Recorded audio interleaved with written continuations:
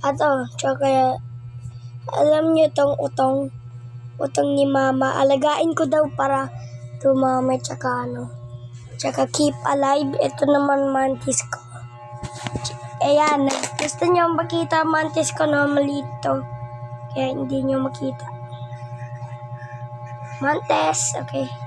First time ko lang mag-alaga ng mantis kasi hindi pa ako nakakaalaga ng mantis. Yung 5 pa lang gusto ko yung mga mantis. Kaya nagpapahuli ako.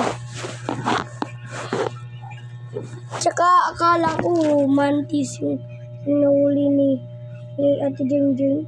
Pinapunta ko si Kuya Pawpaw dito. Akala ko mantis, grasshopper pa. Tumalon. Natatakot ako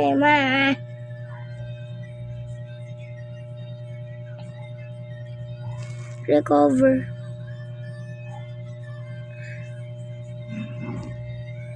Recovery, yo. Kaibigan. So, oh my God, this is my biggest fan. Gagamba ko. Okay, so siya, tsaka yung gagamba ko. Yung gagamba ko nakakain na ng ipis. Yung ipis nakaitlog na. Career. Natatakot ako. Mantis ko sa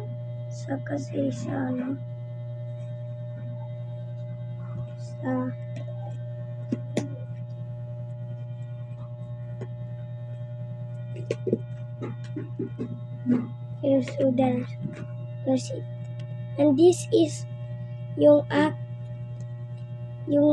utong ni mama. Kaya nilagyan ng tubig para lang makita. Buhay pa daw to. Pero hindi bawal hawakan kasi disgusting. Kaya yung tain ng aking gagamba na-crash na. So kasi di pa ito mangingitlog kasi kasi mamaya pa yan. Ay, oo nga, hindi ito mangingitlog. Kasi lalaki yan. Alam mo ba bakit lalaki? Kasi tingnan mo, ang laki Laki.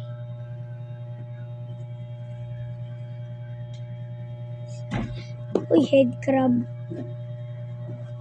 Oh my God, what the? Mantis. Okay, mantis. Mantise, goy. Mantise, goy.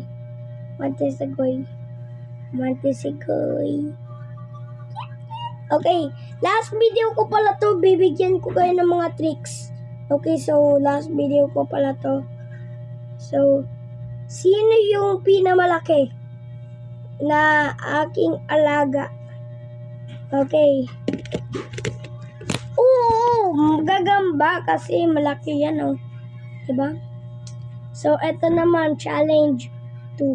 Okay, teleport muna tayo.